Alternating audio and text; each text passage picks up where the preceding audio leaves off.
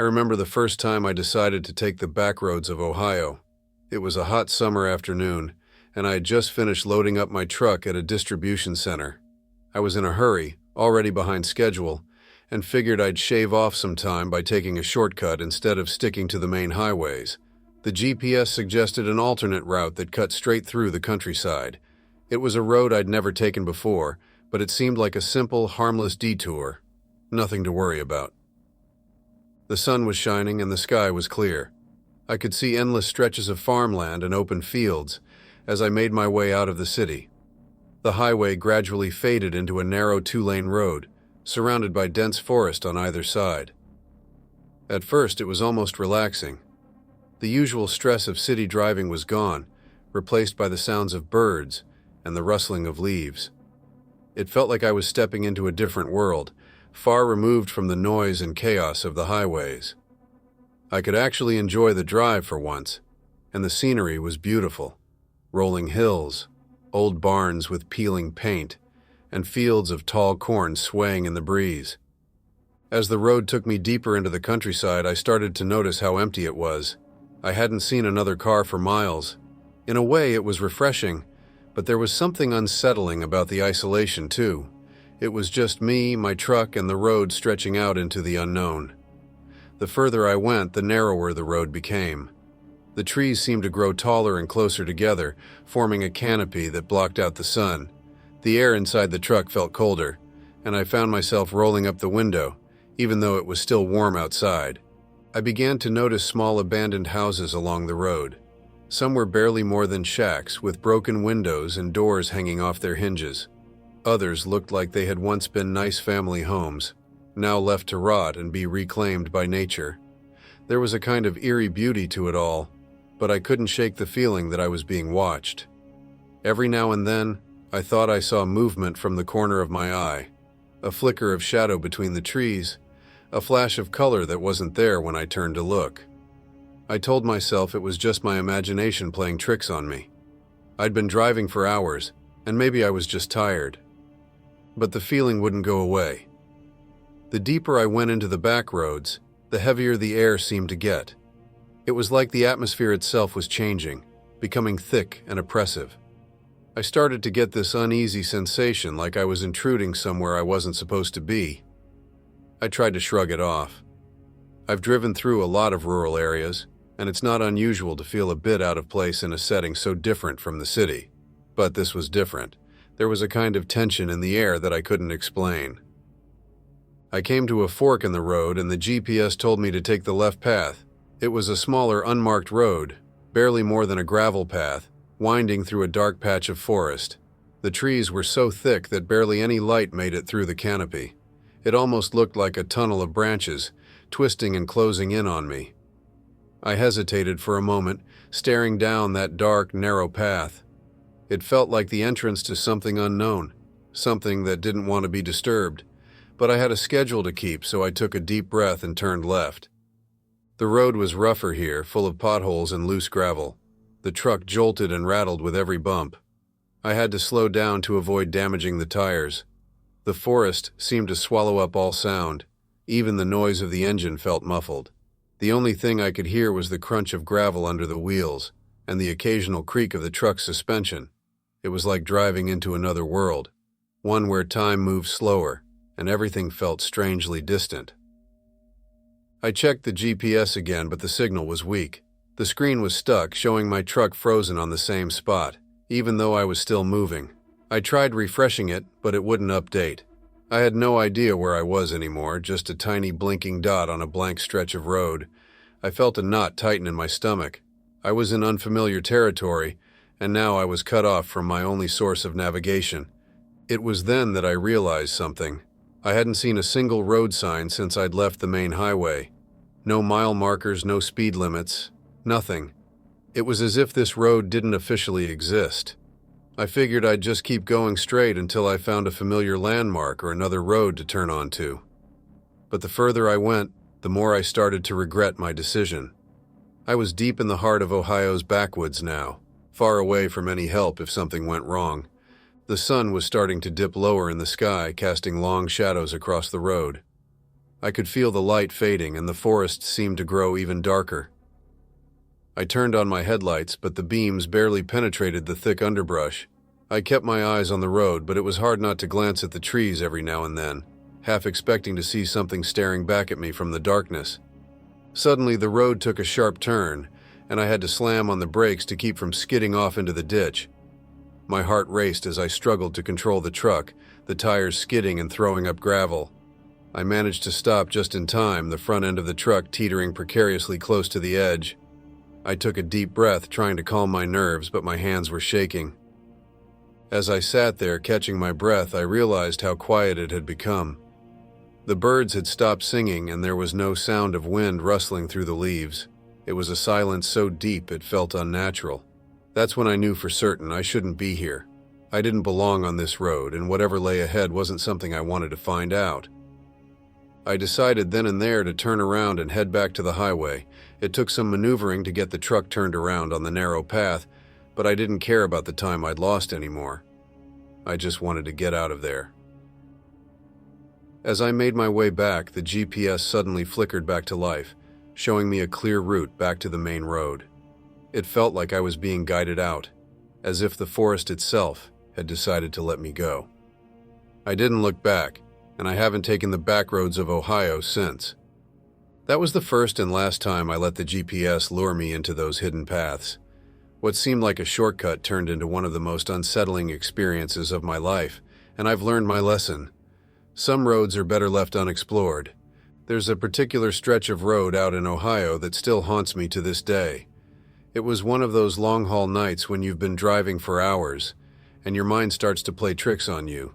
You're tired, but you keep going because that's the job. I was in a hurry to get a delivery to the next town, and once again, the GPS suggested a shortcut through the back roads. I remembered the eerie experience I had the last time, but this route looked straightforward. It was still broad daylight and the skies were clear, so I decided to give it a chance. At first, the road seemed fine, just another quiet country road lined with trees and open fields. But after about 10 miles, I started to notice something strange. The GPS showed me driving through what appeared to be a small town, but as I looked around, there was nothing but fields. No houses, no businesses, not even a gas station. The map insisted that there was a place here, a little town called Buckley or Barkley, something like that. I didn't think much of it at the time. Rural areas often have weird discrepancies on GPS, with outdated or incorrect information. I figured I'd keep driving until I saw some signs of civilization. The road began to narrow and the trees grew denser on either side, casting long, dark shadows that seemed out of place for such a bright afternoon. The sunlight struggled to break through the thick canopy of leaves. It felt like the temperature dropped several degrees as I entered this shaded area. The hum of the truck's engine was the only sound in the otherwise eerie silence. I rolled down my window a bit, hoping to get some fresh air, but all I got was the faint, damp smell of moss and earth, like the kind of smell you get in a basement that hasn't been opened in years. A few more miles down the road, I finally saw it, the outline of what looked like an old, forgotten town. It wasn't marked by any signs, and the buildings were hidden behind a line of overgrown trees. As I approached, the road widened slightly, and I found myself rolling into a place frozen in time. The first building I saw was an old gas station with a rusted-out sign that swung lazily in the wind. The windows were broken, and the gas pumps were missing, like they'd been scavenged or ripped out years ago. It was the kind of place that looked like it had been abandoned overnight. I slowed the truck to a crawl, taking in the scene. There were houses, or what used to be houses, scattered along the side of the road. Most were nothing more than wooden skeletons, their roofs caved in and walls covered in ivy. A few still had their front doors hanging open, swaying in the wind as if someone had just stepped out and never came back. There was an old diner with its neon sign hanging by a thread, the letters spelling out Dyer where the N had long since fallen away. It was as if I'd stumbled upon a ghost town, lost and forgotten by time. I checked the GPS again, and it still showed me right in the center of a populated area. It claimed there were shops, houses, and even a park nearby. But there was no sign of life. Not a single car, not a single person, nothing. The hairs on the back of my neck stood up, and I felt a chill run down my spine. It was broad daylight, But there was something deeply wrong about this place. It wasn't just abandoned. It felt forsaken. I decided I'd seen enough and pushed on the gas pedal, but the truck seemed to struggle a bit, like it didn't want to move. I chalked it up to the uneven road surface and pressed forward. The further I drove, the deeper into this strange little town I went. I passed what looked like an old schoolhouse, its windows shattered, the bell tower tilted at an odd angle like it might collapse at any moment. There was a rusted swing set in the yard, its chains creaking in the breeze, but the seats were missing. It looked like the kind of place where kids once played, now left to rust and rot. As I made my way through the town, I caught a glimpse of something in my side mirror. Movement. I slammed on the brakes and stared into the mirror, but there was nothing there. Just the empty road behind me, stretching back into the trees. I waited, holding my breath, my heart pounding in my chest. Maybe it was an animal, I thought. A deer or a raccoon. But then I noticed something else. The air had gone completely still. The wind, which had been rustling the leaves and creaking the old signpost just moments before, had stopped. It was dead silent. I decided it was time to get the hell out of there. I pressed on the gas and the truck finally lurched forward, but not without a fight. As I picked up speed, I glanced out the window at the buildings passing by. That's when I saw it. Someone standing in the doorway of one of the old houses. It was just a silhouette, a dark figure framed by the doorway's shadow. I couldn't make out any details, but they were standing perfectly still, almost like a statue. I blinked and looked again, but they were gone. The doorway was empty. My hands were shaking as I gripped the wheel, my knuckles white. I told myself it was just a trick of the light, a shadow cast by the trees. I kept driving, faster now, wanting nothing more than to leave this place behind. But the road seemed to stretch on forever. It felt like I was driving in circles, passing the same buildings over and over. There was the gas station again, the old diner, the schoolhouse. It didn't make any sense. I hadn't turned around, but somehow I was back where I started. Panic set in. I was trapped in this ghost town, looping through it like a bad dream I couldn't wake up from. I slammed my fist against the dashboard, trying to get the GPS to update. The screen flickered, and for a brief moment it showed a blank map, just a big empty space where the town should have been. Then it blinked back to life, showing my truck moving away from the area. I looked up, and just like that, I was out of the town. The buildings were gone, replaced by open fields and the familiar sight of the countryside. I didn't stop driving until I hit the main highway again, my heart racing the entire time. I don't know what happened that day or what that place was, but I've never been able to find it again. I've tried looking it up on maps, even asked a few locals about it, but no one seems to know anything about a town like that. It's as if it never existed. But I know what I saw. I know what I felt. That place wasn't just abandoned. It was like it had been erased, left behind by time itself. And whatever was left there, it wasn't meant to be found. I've learned over the years that the weather can be a trucker's worst enemy, but nothing quite prepared me for the storm I encountered on an Ohio back road one late autumn night.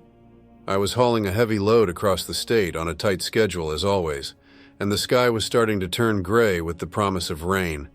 I could see dark clouds rolling in from the horizon, but I didn't think much of it at first.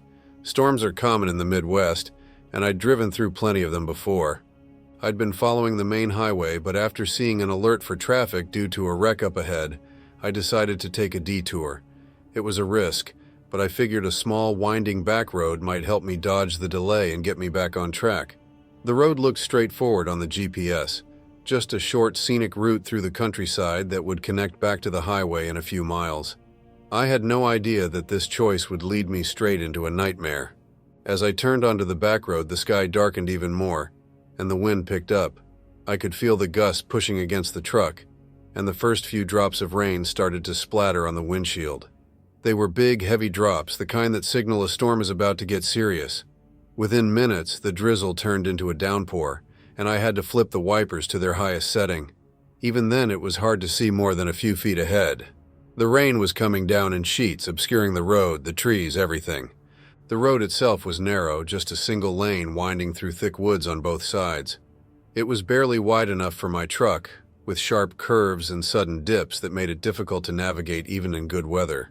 Now, with the rain hammering down and visibility near zero, it was a different beast entirely.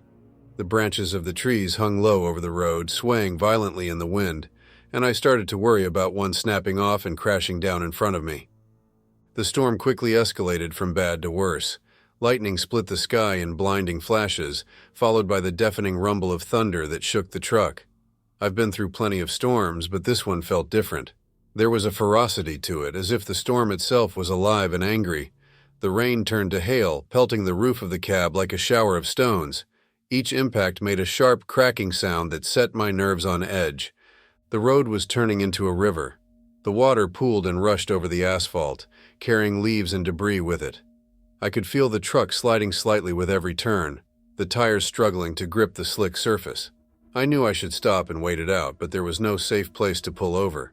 The road was too narrow, and there were steep ditches on either side, filled with rushing water that looked deep enough to swallow a small car. I had no choice but to keep going, white-knuckled and tense, praying that I wouldn't skid off into the ditch. I hit a particularly deep puddle, and the truck lurched violently to the side. For a second, I thought I was going to lose control. The back end of the trailer swung out, and I fought the wheel, trying to correct the skid. The entire rig shuddered as I wrestled it back into line, the trailer fishtailing dangerously before finally straightening out. My heart was pounding, my breath coming in short, panicked gasps. I've never felt more out of control on the road. Suddenly, I noticed something strange. The rain wasn't falling uniformly anymore. It was almost as if it had a rhythm, coming down in bursts, then stopping abruptly. I glanced up through the windshield and saw that the sky was swirling, the clouds twisting and churning in a way I'd never seen before.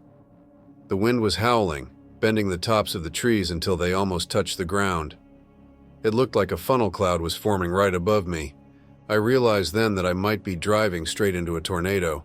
Panic surged through me. I've heard horror stories from other truckers about getting caught in a tornado on the road, and I didn't want to become one of those stories. I needed to find cover fast, but there was nothing around. No underpass, no solid structures, just endless trees and this narrow, winding road. The air pressure seemed to drop, and my ears popped. It felt like the whole world was holding its breath. The wind picked up with a deafening roar, and the trees began to snap. I heard a loud crack like a gunshot, and saw a massive branch fall directly in front of me. I had no time to stop. I swerved to the left, narrowly missing the branch, but now I was headed straight for the ditch. I yanked the wheel hard to the right, and the truck groaned as it lurched back onto the road, but I could feel the wheels struggling to grip the slick surface. Out of nowhere, the road took a sharp turn to the right, and I almost missed it. I slammed on the brakes, feeling the trailer start to jackknife behind me. The back end swung out, and for a second, I thought I was going to tip over. But then, miraculously, the truck righted itself. I managed to make the turn, but the road was now a steep incline, leading uphill into even denser woods. I could barely see through the rain, but I had no choice but to keep going. The wind was howling louder now, almost like a scream. It felt like the storm was chasing me, pushing me uphill with an unseen force.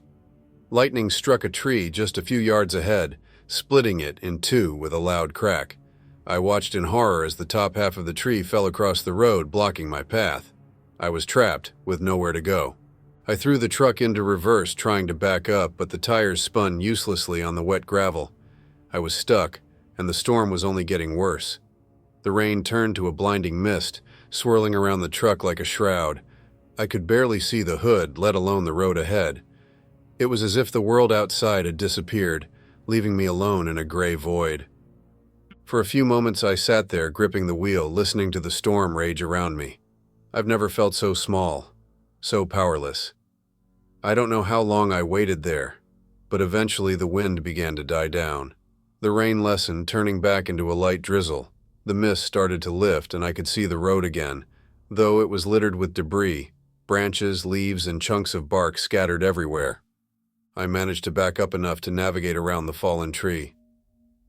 As I made my way down the road, everything seemed strangely quiet. The birds weren't singing, and there was no sound of wind through the trees.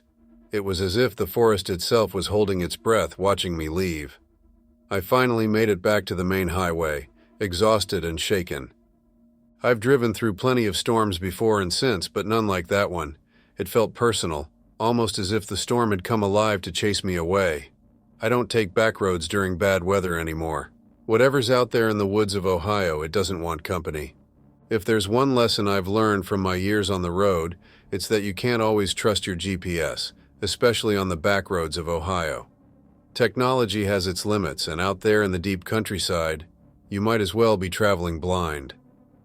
It was a crisp autumn evening when I found myself relying a bit too much on that little screen, and it led me straight into one of the most unsettling experiences I've ever had behind the wheel. I was hauling a load through the heart of Ohio, trying to make up time after a delay at the last stop. The sun was just beginning to set, casting long shadows across the fields. The road ahead looked clear, and the traffic alerts on the GPS had finally quieted down.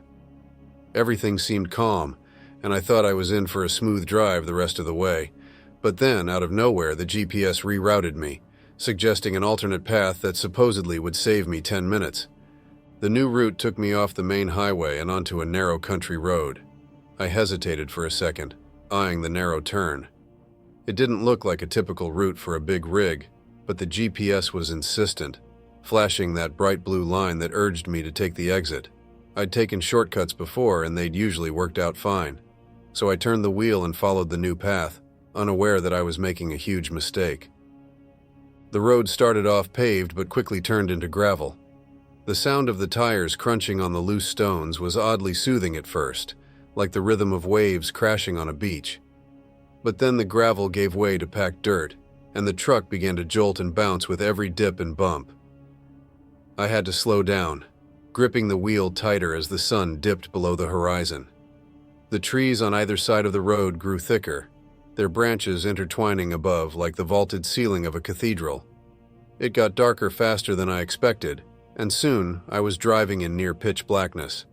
I glanced at the GPS, but the signal was flickering, cutting in and out. The little arrow that represented my truck was frozen in place, as if I wasn't moving at all. I tapped the screen, trying to get it to refresh, but it was stuck. I was in the middle of nowhere, and now I didn't even know which direction I was headed. The road had no markings, no signs, just an unbroken line of trees that stretched on endlessly. I decided to keep going, thinking I'd eventually find a crossroad or a landmark. But as the minutes turned into an hour, I realized something was very wrong. It felt like I was driving in circles. The scenery wasn't changing, just the same dark trees and overgrown bushes. I couldn't shake the feeling that I'd seen that twisted oak on the side of the road before, its trunk split in two like a forked tongue. The GPS remained frozen, showing me in the same spot as if I hadn't moved an inch. The uneasy sensation that I was lost started to morph into something else. Fear. I'm not the type to get spooked easily, but there was something about this road, the way it seemed to trap me, that set my nerves on edge. It felt like I was driving deeper into a maze, each turn leading me further away from where I needed to be. I decided to pull over for a moment to check my phone's map app, hoping it might still have a signal. I brought the truck to a stop, the engine idling softly in the silence. I pulled out my phone, but it was no use. There was no service, not even a single bar. The darkness outside seemed almost tangible, pressing against the glass, and the only light was from the faint glow of the dashboard. I tried to shake off the feeling of unease and told myself to stay calm. I'd find my way out. I had to. I put the truck back in gear and continued down the road, determined to find an exit. But then I noticed something strange. The road itself was changing. It was no longer just packed dirt. It had become uneven and full of jagged stones, almost like cobblestone, but rougher, as if it hadn't been maintained in decades. The truck bounced and jolted violently, and I had to slow down even more. It didn't make any sense. I hadn't taken any sharp turns, yet it felt like I was on a completely different road now. The trees were closer than before, their gnarled branches reaching out like skeletal fingers. I tried the GPS again, and this time it flickered back to life. But the map was all wrong. It showed a blank space, an empty void where the road should have been, as if I'd driven off the edge of the map. My truck was just a small blinking dot in a sea of black. I stared at it, feeling a cold sweat break out on the back of my neck. How could that be? There should be roads, fields, something. But there was nothing. As I stared at the screen, trying to make sense of it, I noticed a name appear at the bottom of the map. Backroads. I'd never heard of it before, and it definitely wasn't on the planned route. I looked around, but there were no signs, no markers, just that name on the screen flickering like a warning. I tried to search it up, but the screen glitched again, going back to that empty void. I kept driving, more out of desperation than anything else. I needed to get back to the highway, and every instinct I had was screaming at me to get out of these woods. The road began to twist and turn, the curves becoming sharper and more frequent. It felt like it was intentionally leading me deeper, pulling me in. The trees were denser now, and I caught glimpses of strange shapes between the trunks, rocks maybe, or fallen branches, but in the dim light they almost looked like hunched figures crouched and watching. The sense of unease grew into outright fear when I reached a dead end. The road just stopped. One moment I was driving along, and the next, there was nothing but a solid wall of trees. I hit the brakes hard, skidding slightly on the loose gravel.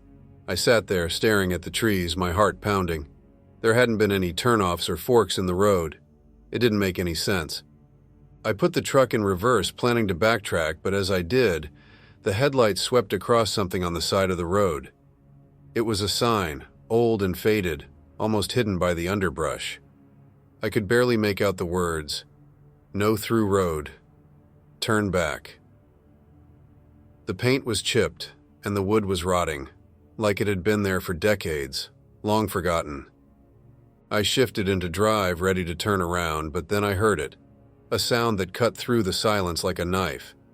It was a low, mournful whistle drifting through the trees. It didn't sound like any animal I knew. It was slow, deliberate, almost like someone was calling out. My blood ran cold, and every instinct told me to get out of there. I slammed on the gas, spinning the truck around, and sped back the way I came. The road seemed even narrower now, the trees pressing in on both sides. I pushed the truck as fast as I dared, the engine roaring in protest. I didn't care about the bumps or the rough stones anymore. I just needed to get back to the main road. Finally, after what felt like hours, I saw it. The break in the trees, the edge of the forest. I burst out of the woods and onto a familiar stretch of pavement, the relief washing over me like a wave. I didn't stop until I was miles away, back on the main highway, the GPS finally showing a clear, recognizable map. I don't know what happened that night or where I ended up, but I've never found Backroads on any map since. It's as if the road itself vanished the moment I left. I've driven all across this country, but I've never experienced anything like that again. It felt like the woods had a life of their own, like they were trying to trap me there, leading me in circles until I couldn't find my way out. I don't take unmarked roads anymore, no matter what the GPS says.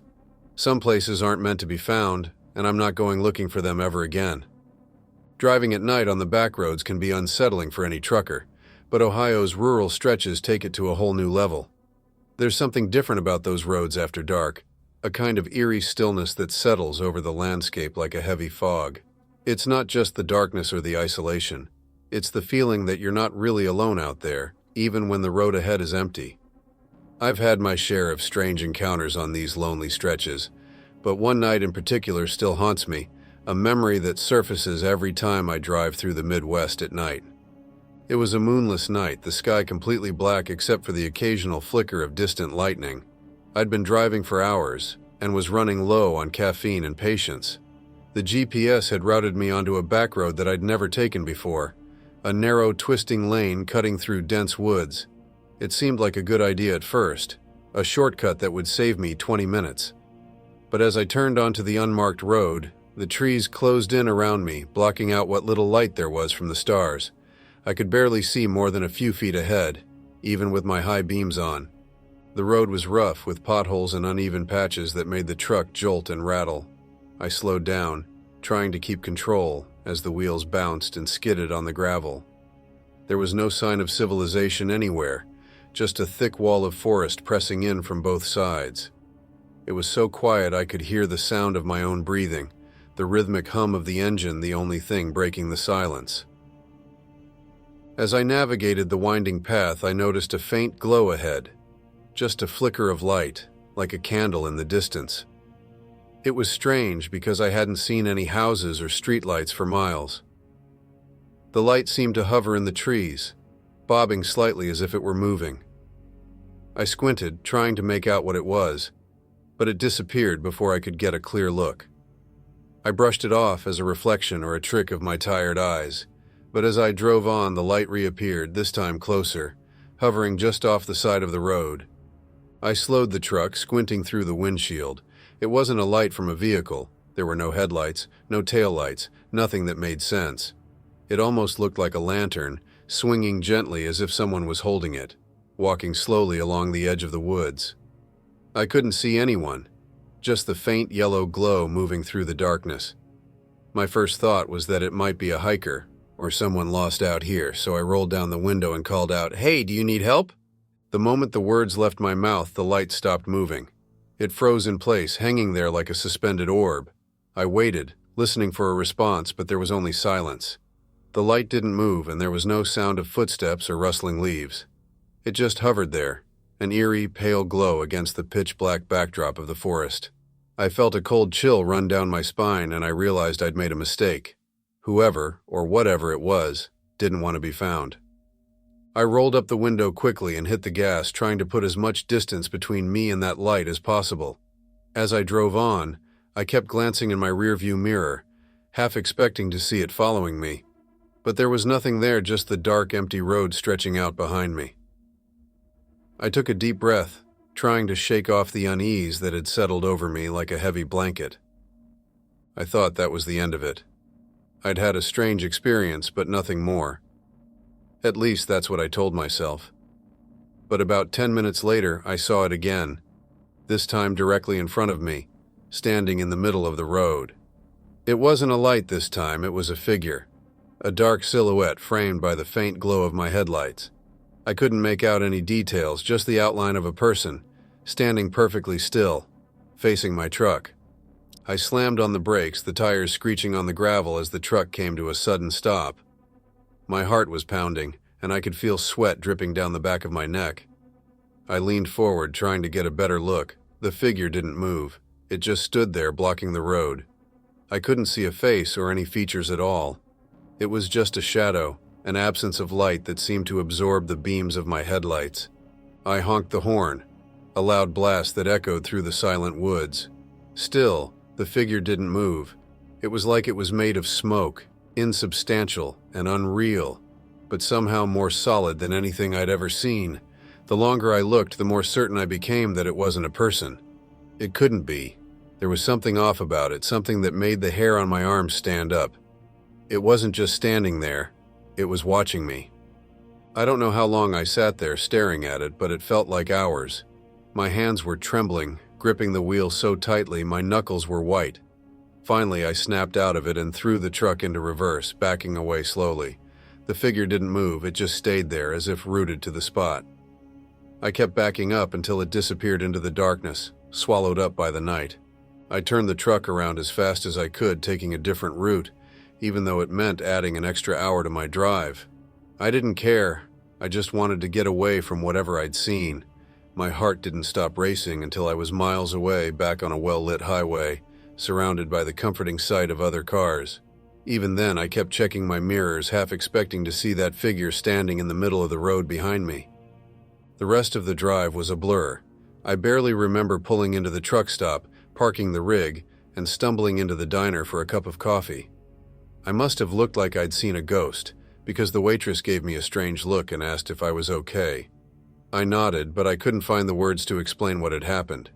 I wasn't even sure what I'd seen myself. I've tried to make sense of it since then, but the more I think about it, the less sense it makes. There are stories among truckers, tales of shadow people and strange lights on the back roads, things you can't explain. I used to laugh them off, thinking they were just ghost stories told to pass the time. But after that night, I'm not so sure. I know what I saw, and it wasn't a person. It wasn't anything natural. I don't take those back roads at night anymore. If the GPS tries to send me that way, I ignore it. It's not worth the risk. There's something out there in the dark, something that doesn't belong, and I'd rather not meet it again. Whatever it was waiting for me, standing in the middle of the road like it knew I'd come that way. And that's what scares me the most, the thought that it might still be out there, waiting for the next trucker to come along. After years of driving, you learn to trust your instincts. It's a kind of sixth sense truckers develop, an awareness that tells you when something's off, even when everything looks normal on the surface. It's what keeps you safe on those long, lonely stretches of highway when you're miles away from the nearest town. And if there's one place where that sixth sense has never failed to send up red flags, it's the backroads of Ohio. I've tried to understand why these roads bother me so much, why they feel different from any other place I've driven. Maybe it's the isolation, the dense forests that seem to swallow sound, or the way the landscape never looks quite the same twice. Every time I took a back road here, I'd get the same gut feeling, an almost primal urge to turn around. But like most truckers, I pushed it aside. Deadlines and delivery times have a way of making you ignore that little voice telling you to be careful. That is, until the night I decided to listen to it. It started off like any other trip. I was scheduled for a long haul across the state, from Cincinnati to the outskirts of Cleveland. It was a familiar route, one I'd driven countless times. I had my usual stops planned: grab some coffee at the truck stop off Route 68, take a quick break near Springfield, then hit the road hard until I reached the delivery point. But as I approached the turnoff for the highway, the GPS flagged an accident ahead, suggesting a detour through a series of back roads. I hesitated. The sun was already setting, and I knew what these roads could be like after dark, but the GPS insisted it would save me time, and I'd been delayed enough already. So, with a sigh, I turned off the highway and onto a narrow, winding road that cut through a thick patch of woods. I told myself it would be fine, just a quick detour in and out. But from the moment I made that turn, I felt the tension set in, like a tight band wrapping around my chest. The road was rough, pitted with deep potholes and uneven patches of gravel. It hadn't been maintained in years, judging by the cracks and weeds sprouting up from the middle of the lane. I had to slow down to avoid jarring the trailer too much. The trees were tall and thick here, their branches arching over the road like a tunnel, blocking out the last of the fading light. My headlights barely pierced the darkness, casting long, distorted shadows that danced across the pavement. I couldn't shake the feeling that something was wrong, that I shouldn't be there. I tried turning on the radio, but it was nothing but static.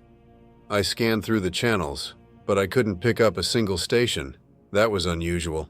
Normally, even in the middle of nowhere, you can find at least one local channel. It was as if the air itself was thick with interference, blocking out all signals. I turned off the radio, the silence inside the cab growing heavy and oppressive. Then the fog rolled in. It came out of nowhere. 1 minute the road was clear, and the next, I was driving through a thick, swirling mist. It clung to the ground, curling around the tires and rising up like smoke. My visibility dropped to almost nothing, and I slowed the truck to a crawl, squinting to make out the edges of the road. The fog absorbed the light from my high beams, reflecting it back in a blinding haze. I could barely see a few feet ahead, and every nerve in my body was on high alert. I felt it then, that instinct, the one that's kept me safe all these years. It was screaming at me to turn around, to get back to the main road and leave this place behind. I'd never felt it so strongly before, a deep, bone-chilling sense of dread. But turning around wasn't an option. The road was too narrow to make a U-turn with the trailer. I had no choice but to push forward and hope the fog would clear. As I crept along, I noticed something strange in the mist. Shapes moving on the side of the road. They were faint at first, just dark outlines barely visible in the fog. I told myself it was the trees, their branches shifting in the breeze. But then I realized they weren't trees.